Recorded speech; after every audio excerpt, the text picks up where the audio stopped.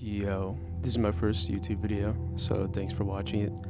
I just woke up, so I feel like playing Minecraft and reading some spooky stories. You know why I'm here, so I'm just gonna get right into it. This is true scary stories on Reddit, at least supposedly true. I would bet that a lot of these probably aren't, but this one's called "Spoke with a Woman After She Died in a Car Crash Miles Away." I've been in law enforcement for over 16 years here in Texas, and I've seen more than my fair share of tragic, creepy, and downright unexplainable things on the job. From murder scenes to suicides to fatality accidents, sometimes the place just feels different. I've posted here before about a burglary in progress call I responded to, but here's another encounter that still sticks with me. I may have shared it before, but I figured it's worth repeating for everyone. There was one call I went to, a death notification, that really freaked me out. I had to contact some family members of a deceased woman that was involved in a fatal car accident a few miles away from her home. When I arrived, I met a woman near the roadway just inside the property gate. She said she heard me coming from miles away. I asked her if she lived at the residence, which she confirmed she did. After asking her to speak with me at the house, she agreed, but said she needed to walk as the house was about 75 yards from the road. After making it to the house, I approached the front door on a small wooden porch and began scanning the driveway for the woman. It was about 1 a.m. and completely dark. While looking for the woman, the front door opened and a younger woman appeared. She was concerned about my presence and asked if everything was okay. I asked if I could speak with her and any other adult inside, and she welcomed me in. I told her I would wait for the woman I met near the gate, and she told me nobody else should be home. I then freaked out and began searching the property. Nothing. After entering the residence, I told her and her husband the news about Susan, which ended up being her mother. She said her mother moved in a few months back after her father had passed and wasn't handling it well. While she and her husband were comforting one another, I began looking at photos on the wall. There was this picture of a mid-aged woman that stuck out to me. She was a younger version of the woman I spoke with near the gate. While looking at the picture, the daughter confirmed that was her mother, the woman that passed in the wreck. I spoke with the ghost of the individual that died in the crash just before telling her family what happened.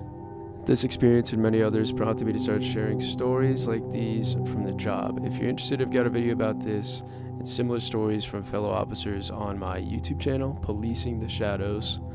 Have any of you experienced something similar that just can't be explained? So, little plug at the end, but I actually have experienced something similar. Well, not to myself, but I do have a story actually from my dad, who is a firefighter and was on the job in New York City on the day of 9/11. It was after the towers had already fell, amidst all the debris and smoke, all the crap that was in the air. He was with other guys. They were in full gear, traversing, calling out names, trying to look for people. And there was a woman who had come up to my dad and gave him some sort of locket and told her that it would keep him safe and to hold on to it. So my dad had looked up. The woman was gone, who was supposedly covered in dust and smoke and all that. He asked his other guys where that woman had gone, and they were completely confused. They asked him, "What woman? We didn't see any woman."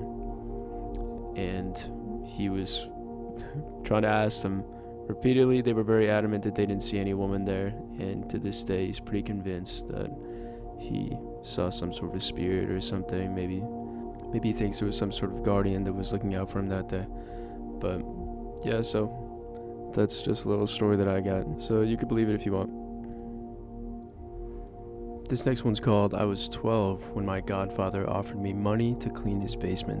I should have said no." I've never shared this before publicly, but I need to, because even as an adult, I still carry fear, not of all white people, but especially ones who act like a man I knew as a child, my godfather Lee. I was born in Georgia. My mother was 16, my father 36. Oh my God, legal but not right. Is that really legal? There's no way. I gotta look this up. Yeah, so I mean, I guess 16 is legal. I don't know. That's what they got going on in Georgia. Yeah, I mean, that's great. I mean, you know, you can think what you want, I guess. She left him when I was 1 because he was abusive. He never hit me, but he was emotionally cold and dishonest. He never told me he loved me, but he did love telling stories. One story he repeated often was how he met my godfather Lee at a gas station in the early 1980s. Lee, a white man, called him a racial slur. Later that night, my dad saved him from being robbed at gunpoint. From that moment on, Lee said my dad was different and became his friend, eventually business partner. My dad even asked Lee to be my godfather. Ooh. When I was 12, I finally got to visit my dad for the summer. One night, Lee offered me cash to clean his basement. I said yes, but the moment I walked down there, I knew something was wrong. My skin prickled, the air felt thick. At the bottom of the stairs was a mannequin in full KKK robes. The walls were covered in Confederate flags, nooses, lynching memorabilia, and white power signs. I froze. Lee appeared out of nowhere and said, smiling, "That room's off limits. Don't tell your daddy. He knows, but it don't need to be remembered." I left immediately, told my dad I was sick and wanted to go home early. He didn't ask questions, just drove me back. Years later, I brought it up. My dad just said, sometimes a man's got ghosts. As long as they don't haunt you, you let them be. But they do haunt me. I still get nervous around certain white men. The ones who smile too fast, who say things like, "You're not like the others," who carry themselves the way Lee did, fake, calm, polite, but full of something darker. And I'll be honest, this experience damaged my trust in men overall, including black men, because my own father handed me to a man he knew kept hate in his basement, then told me to be quiet about it. I don't hate all white people, and I don't hate all men, but fear, it learned its shape entirely, and it hasn't left me. It's affected my everyday life and how I view white people in general. How do I reverse this? I'm 36 and terrified of white people. I can't get those images out of my head. I mean, that's some scary stuff, yeah. That's crazy. I guess your dad is a good guy, like, saved this dude after he called him a racial slur, and then, I don't know. I don't think I'd make him the godfather of my child, though, I get it, he's, I don't even know, it's a weird relationship, bro. Anyways, I think I'm gonna make this a short video, so this will be the last one. I stopped for a woman running in the road at 1:30 a.m. I still don't know what I saved her from or what I escaped. There's an update on the top, but I'm just gonna read it first. I see a lot of people mentioning in the comments that this is AI, and you guys are right. Like I mentioned, French is my first language, so I did explain the story in French and asked ChatGPT to rewrite it in English in a storytelling way for Reddit. But like I also mentioned, the story is 100% true, and I'm seeking for theory or answer from you people, and not to get told that my story is fake in AI. I believe him. It's a likely story. My name is Christophe. This guy's definitely French, yeah. I'm an 18-year-old guy living in Gatineau, Canada. For those who don't know the area, Gatineau is a pretty calm city right next to Ottawa, about 15 minutes from downtown Ottawa, but on the Quebec side. I grew up speaking French, so apologies if my English isn't perfect. This happened about 2 months ago, and I still think about it almost every night. I'd spent the evening at my girlfriend's place. She lives about 25 minutes away from me by car. I left around 1:30 a.m. on a weekday, so the roads were completely empty. No traffic, no people, just silence. I was about 10 minutes from home, driving down Rue St. Louis, a wide road with 2 lanes on each side running along a river. It's poorly lit. At night, your headlights are basically the only thing letting you see what's ahead. Yeah. I turned at an intersection where there's a convenience store and a McDonald's. They drove another 100 meters. Okay. He drove another 100 meters.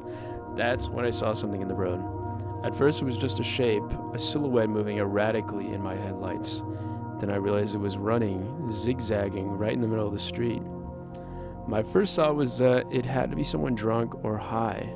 No sane person runs like that at night in an empty road, but as I got closer, the silhouette sharpened into a young woman, early to mid-20s, maybe. She was waving her arms wildly like she was trying to flag someone down, like she was begging. And instantly my brain went somewhere dark. I thought about all those horror stories, the ones where someone pretends to need help. But that's what I'm thinking too. Where stopping your car is the mistake you never come back from. So I decided not to stop. I mean, I guess that's pretty valid. I mean, it's a scary situation, especially it's like 1:30 a.m. and you can't see anything. But also, like, think about all those horror movies where somebody needs help and then the person just keeps driving. Like, you don't want to be that guy. But also, pretty sketchy situation. As I passed her, it only took a fraction of a second. I saw her face. She wasn't drunk, she wasn't acting, she looked terrified. I drove another second, maybe two. Then I did something that still makes my stomach twist. I slammed the brakes, made a U-turn, and went back. I stopped about 7 meters away and slowly cracked my window open. I didn't even get the chance to speak. She turned around and ran straight at my car. I panicked and rolled my window back up instantly. She grabbed the rear passenger door handle behind me and tried to open it again and again and again. The doors were locked. Through the glass, I could hear her screaming, "Call the police, call the police." My hands were shaking as I grabbed my phone and dialed 911. While it was ringing, I lowered my window just a few centimeters and said, Okay, calm down. I'm calling the police. You're safe." Something about that made her stop. She wasn't aggressive anymore. She wasn't erratic, just completely broken. She didn't look intoxicated to me at all, just pure panic. She told me she was going to walk back toward the convenience store and McDonald's I had just passed, about 100 meters away. She started walking. I followed her in my car, barely moving. Maybe 2 kilometers an hour, still on the phone with the dispatcher. I explained everything. A young woman running in the middle of the road, screaming for someone to call the police, clearly distressed but not drunk or high. By the time I finished giving our location, she reached the convenience store. Both the store and the McDonald's were closed.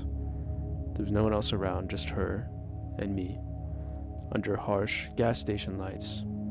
She leaned against the wall, crying, and for the first time I could really see her. That's when I noticed her hands. They were completely covered in blood. Not smeared, not splattered, soaked. I've never seen that much blood in my life. Her clothes were stained too. Ooh.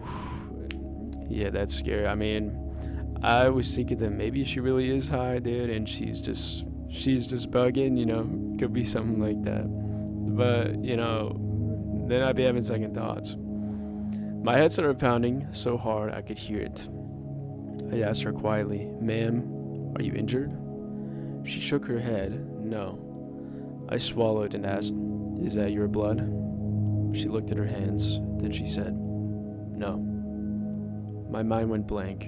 If it wasn't her blood, then whose was it? Before I could ask anything else, there was a long silence, maybe 10 seconds. Then she broke. She started crying harder than before and said, in a voice I'll never forget, "I'm so ashamed of what I did. They will never forgive me." Before I could even process what that meant, a police car pulled up fast. 2 officers got out. One of them took my name and phone number and told me I could leave immediately. The other officer went straight to the woman. I didn't argue. I drove away. That was the last time I saw her. It's been 2 months, no call from the police, no follow-up, no news article, no missing persons, no crime reported anywhere. Nothing. My friends and I have tried to make sense of it. We've come up with theories, some of them very dark. Like for example, a infanticide. Is that how you say it? Infanticide? I think I'm understanding that though. She might have killed her baby or something. That's what I was thinking. But every explanation falls apart somewhere. If the blood wasn't hers, that explains part of it. Her words explain another part. Why was she running in the road? Why didn't she call the police herself? Why was she alone? Why has there been zero trace of whatever happened? Sometimes I wonder if I helped the victim, Other times, I wonder if I unknowingly stopped for someone who had just done something unforgivable. And sometimes I wonder if the scariest part is that I'll never know which one it was. Yeah, I'm invested. Yeah, no, I want to know. It's written pretty dramatically, like it could be fake, but I think I understand. He probably did put it in the AI and then it wrote it out like it was a very spooky Reddit story. But it's really not that unbelievable of a story. I don't know if I believe it, but you can make up your own mind, whatever you think about it. Let me know. I don't know if anyone's gonna watch this, but if you do, also, I don't really want to be scrolling on Reddit. So I mean, if you guys have any stories or anything that I could read just for my entertainment and possibly yours, then you can send it to the Cheesy Bugs email. I'll put it in the description, but also probably in like my bio. But yeah, just send in stories because I would love to read them. Just have something to do, but I'll probably just keep reading Reddit stories. But anyways, I hope you enjoyed. Have a great rest of your day, and thanks for watching.